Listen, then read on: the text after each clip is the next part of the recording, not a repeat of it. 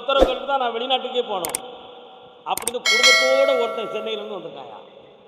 5 ஆண்டு காலங்களுக்கு முன்னால் சம்பாத்தியம் பண்ண பணமெல்லாம் இப்போ நஷ்டமாயிடுது. தொழில் சம்பந்தமான மன வருத்தமும் குழப்பமும் ஏற்பட்டு நிறைய பணங்களை இழந்து இப்பொழுது கடன்பட்ட நிலைகளிலே வேதனை அடைகிறீர்கள். இனிமே புதுமையாக வேலைகளை தொடங்கவா, பழைய இடங்களிலே இருந்து வெற்றி பெற முடியுமாங்கிற ஒரு சந்தேகம் உன் உள்ளத்தில் ஓடுகிறது. காலம் கருமசாமி இருக்கிற அப்படி ஒரு சந்தேகம் வரலாமா? இப்போ இருக்கிற இந்த நிலைகளை உணர்ந்து பார்க்கிற பொழுதெல்லாம் உனக்கு ஹார்ட்பீட் வந்து கூடுதலாக அடிக்கும். உண்மையா? இதுக்கெல்லாம் பயந்தா உலகத்தில் வாழ முடியுமா?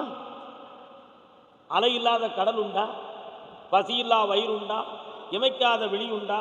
உலவா தென்றல் உண்டா? என்னடா இதெல்லாம் இயற்கை தானே. இந்த நிலையிலிருந்து உங்களை காப்பாற்றி வாழ வச்சு தாரேன். புதிய பிஸ்னஸ் ஒன்று ஆரம்பிச்சு தாரேன். உன் பிள்ளை வெளிநாட்டில் பெண்மகள் பிஸ்னஸ் ஆஃப் லா படிப்பா. என்ன படிப்பாடா? லா. இப்போ வந்து அவள் பிஸ்னஸ் லைனில் படிச்சுக்கிட்டு இருக்கா. அது சொந்தமான சட்டம் படிப்பாள்.